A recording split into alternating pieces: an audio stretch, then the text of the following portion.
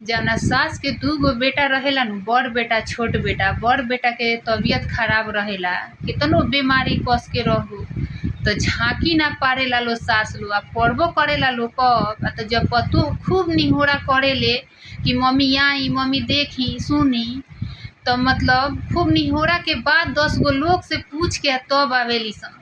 आ जब अइहन सन नु, आ जब घरे चल जइहन स चाहे देख लिहन स, तो पता बा बाद में हंसिहन स कि हमिए गई रहनी ह, ते बोलैले ह त हम गईनी ह, ना तो हम तो झांकियो ना पारे के चाहत रहनी ह।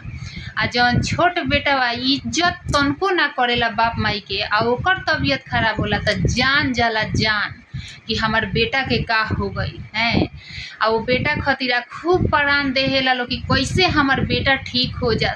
त का हो सासू लो का बड़का बेटवा बुड़बक रहेलन स, ओकनी के ना बुझाला कि देख यही जा छोटका के कितना केयर होता, आ यही जा हमार तनी बोलैबो करेले मेहरारू बड़ी निहोरा कके त आके हंस देहेली स हैं।